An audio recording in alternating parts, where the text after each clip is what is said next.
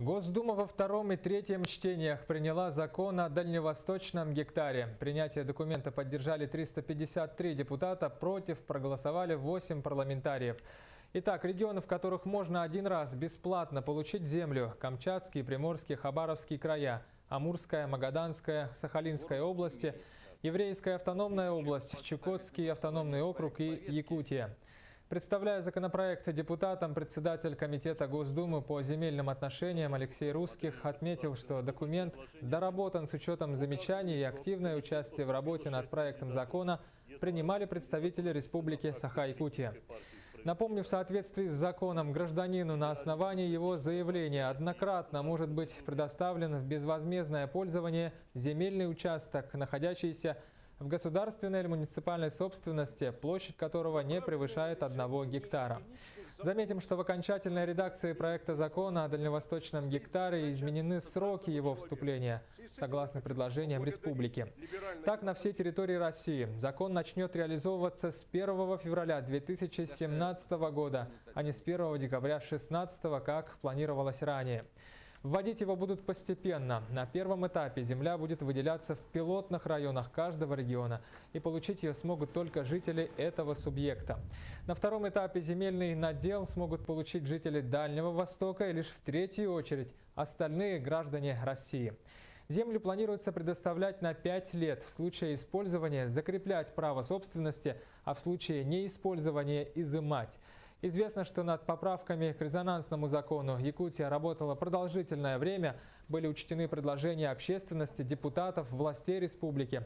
Что в итоге удалось отстоять? Об итогах проделанной Якутией работы сразу после заседания Госдумы рассказал председатель комитета ЛТУМЭН по земельным отношениям, природным ресурсам и экологии Владимир Прокопьев.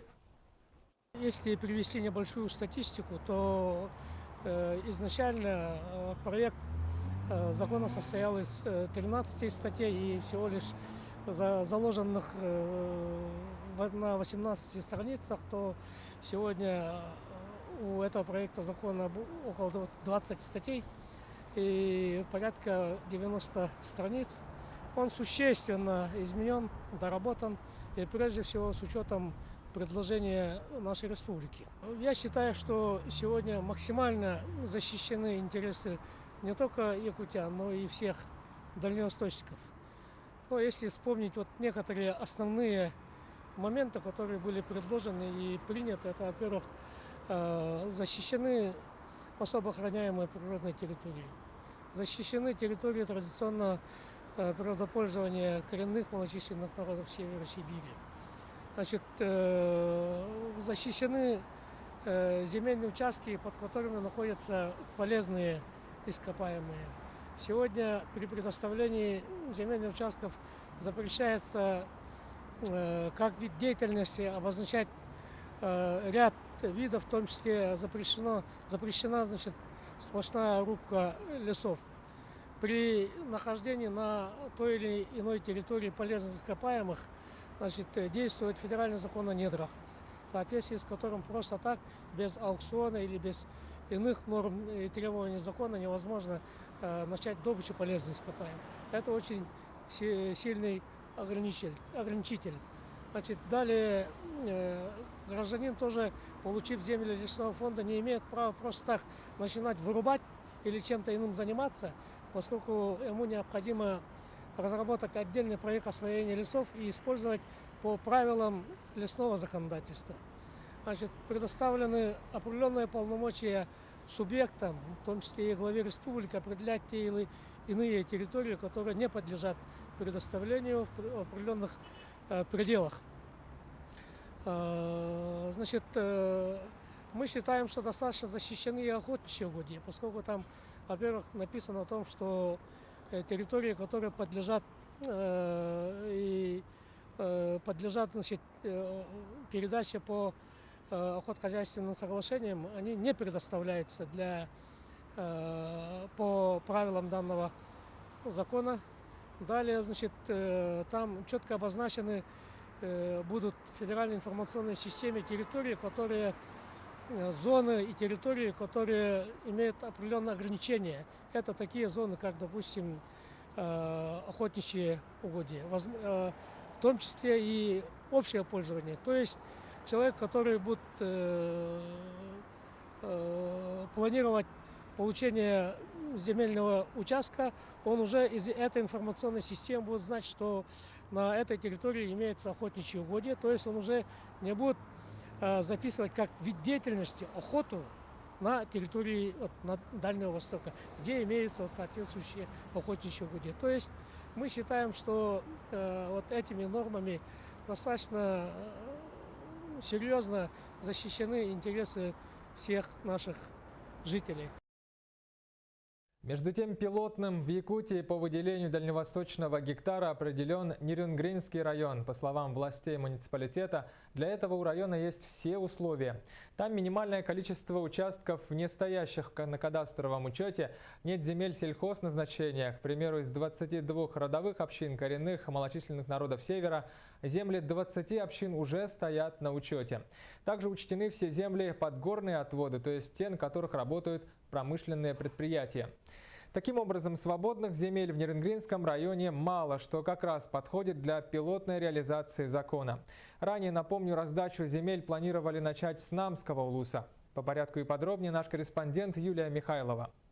Ранее пилотным районом власти республики хотели определить Намский район. Теперь новой территорией раздачи первых гектаров всем желающим может стать Нерюнгринский. А имеются ли свободные земли в этих районах? В Первом Хамустахе многие жители села держат огороды. Сегодня на каждом окне уже красуется рассада. Подросшие семена посадят в грунт к 1 июня, когда и заработает принятый в пятницу депутатами Госдумы закон о дальневосточном гектаре. Фермеры Александровы второй год на арендованных гектарах высаживают, кроме популярных огурцов и помидоров, еще и редкие в этих местах арбузы и клубнику. Александровы хотели бы воспользоваться новым законом, ведь земля их кормит. Эти гектары у нас на аренде находятся.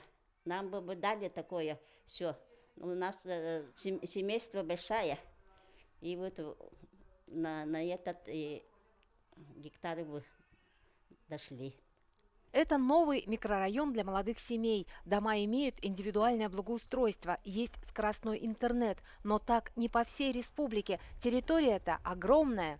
В Якутии 3 миллиона квадратных километров. У нас свободно разместятся 5 Франций. Но по реализации закона о дальневосточном гектаре здесь свободных земель, как оказалось, и нет. А эти земли давно заняты. Здесь вырастет поселок для многодетных семей. Но когда тут появится хотя бы электричество, неизвестно. Между тем, президент страны, обращаясь к главам регионов, сказал, чтобы дальневосточные гектары не давали на выселках, где нет ни света, ни газа. Сейчас в данное время у нас финансирования нет из бюджета, поэтому мы не сможем туда проложить ни дороги, ни газ, ни свет. Поэтому трудности вот с этим вопросом есть. А свободные земли у вас есть вообще для реализации закона о дальневосточном гектаре? Я думаю, что у нас свободных земель нету, потому что 70% у нас земли это лесного фонда. И сейчас у нас ранее учтенные земли, мы сейчас документы делаем. Ранее, 90-е годы, люди получили земли и все раздали раньше. Поэтому у нас земель нету.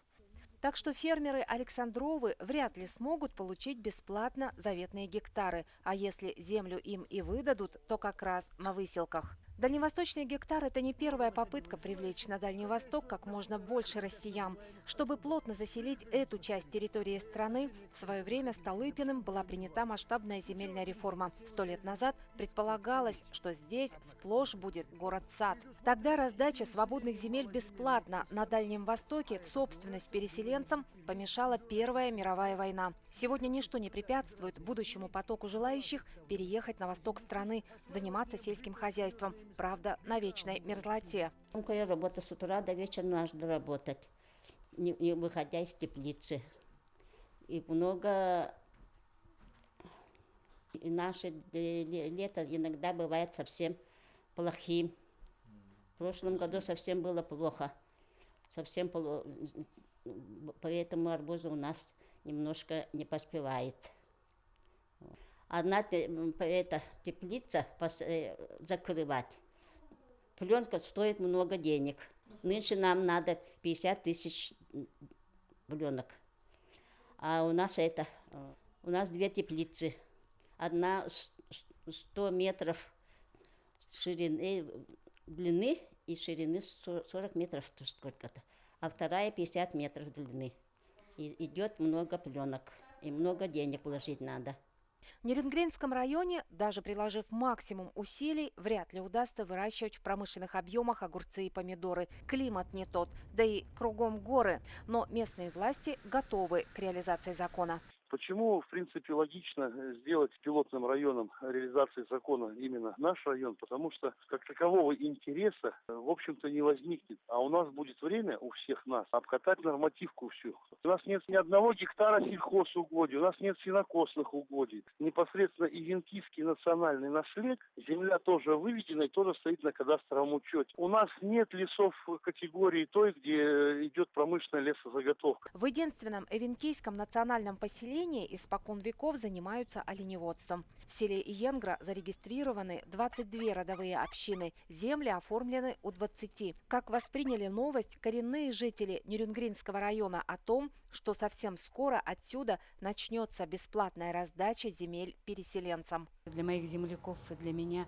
это стало большой неожиданностью, и это нас всех озадачило, хотя мы, конечно, все равно подготавливались к этому. У нас создан Иенгринский Ивенкийский национальный наследие.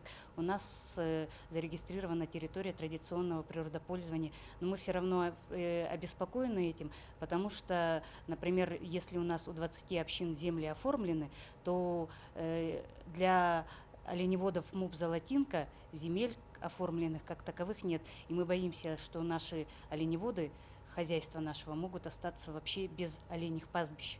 Между тем, закон разрешил брать бесплатные гектары из земель лесного фонда. Депутатам удалось большую часть земель республики вывести из-под действия закона. Но как все будет на деле, узнаем после 1 июня, когда фермеры Александровы получат свой первый урожай.